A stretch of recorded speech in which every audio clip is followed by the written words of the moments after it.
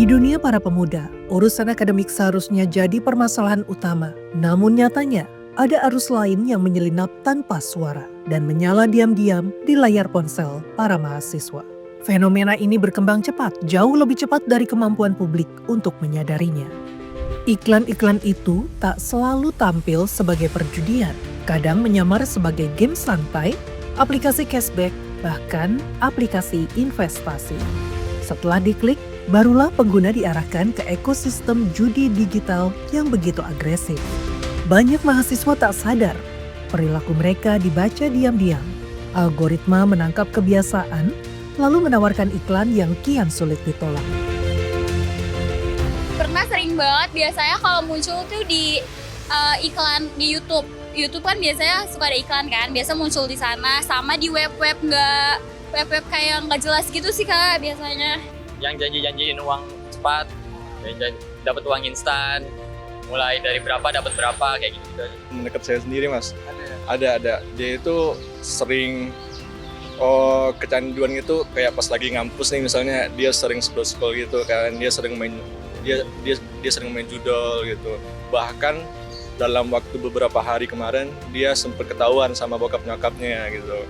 Terus dia kayak udah gak di BPKB, udah sering dinasihatin sama orang tuanya. Iya itu dia sempat kabur dari rumah gitu. Tapi ya namanya orang kecanduan ya, sampai sekarang dia tetap masih main judol gitu. Pernah ada sih Kak yang saya tahu tuh dari lingkungan teman saya sendiri. Pernah ada yang sampai kecanduan, bahkan sampai kehilangan semuanya, maksudnya udah sampai kehilangan mobil, motor kayak gitu. Karena dia udah sampai kecanduan, bahkan dia udah kelewat batas lah kayak gitu. Yang bahaya sih karena kecanduan ya, pasti korban-korbannya bisa menghalalkan segala cara, entah yang dari awal yang mulai pinjol, ntar dari pinjol sudah habis, udah nggak bisa lagi, dia mulai bisa maling-maling yang kecil-kecil, menghalalkan segala cara lah buat ngelakuin itu karena udah kecanduan kan. Data Pusat Pelaporan dan Analisis Transaksi Keuangan atau PPATK menunjukkan Jawa Barat termasuk salah satu provinsi dengan paparan judi online tertinggi di Indonesia. Populasinya besar, penetrasi internet tinggi, dan aktivitas digital anak muda sangat intens. Kombinasi ini menjadi celah yang dimanfaatkan jaringan judi digital. Mekanisme inilah yang membuat judi online tak lagi sekedar permainan. Ia memang dirancang untuk mengikat emosi, menumbuhkan harapan palsu, dan perlahan mengubah kebiasaan menjadi ketergantungan.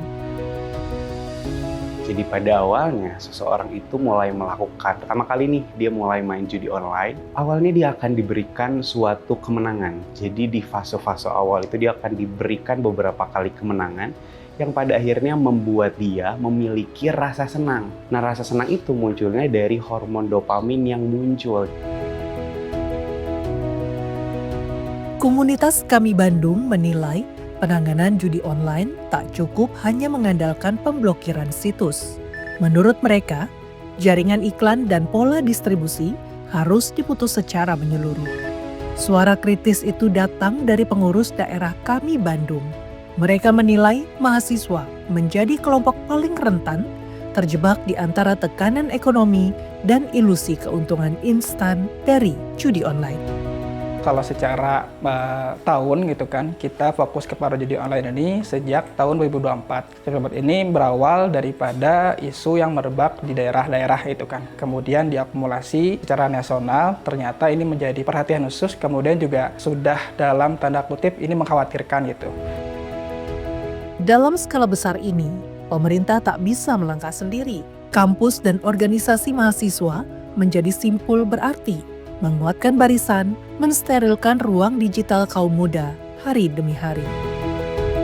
Beberapa langkah yang sudah kita lakukan misalnya dengan melakukan pengawasan secara aktif terhadap berbagai konten yang ada di ruang digital kita. Yang ini kita lakukan selama 24 jam sehari, 7 hari dalam seminggu, dan dilakukan dengan metode manual, baik dengan patroli siber yang dilakukan oleh pegawai kita maupun dengan menggunakan peralatan crawling, teknologi AI untuk melakukan penelusuran terhadap berbagai konten judi online, baik yang berasal dari platform media sosial ataupun dari domain name atau IP address. Bahwa memang ada penurunan dari jumlah transaksi yang terjadi di tahun 2024 sampai di kuartal ketiga 2025 di bulan September. Tapi sekali lagi kita tidak ingin mengatakan cukup terhenti di fakta adanya jumlah transaksi yang menurun. Tentu kami berkolaborasi, khususnya adalah bagaimana mengedukasi masyarakat, gitu. Jangan sampai konten-konten yang sifatnya user generated content tersebut justru semakin kuat faktor negatifnya yang muncul dibandingkan dengan konten-konten positif. Oleh karena itu kami melakukan program edukasi tidak hanya kepada masyarakat luas, tapi juga kepada pimpinan institusi, baik pemerintah maupun private sector, terkait Digital Leadership Academy. Perang melawan judi online tak cukup sampai di server dan ruang rapat. Perlawanan sejati terjadi di benak anak muda, yaitu saat sebuah iklan muncul dan mereka memilih tak terpikir. Teknologi memudahkan, tapi selalu meninggalkan celah. Menutupnya adalah tugas bersama. Di tengah riuh digital yang tak pernah reda, kewaspadaanlah yang menjadi benteng paling nyata.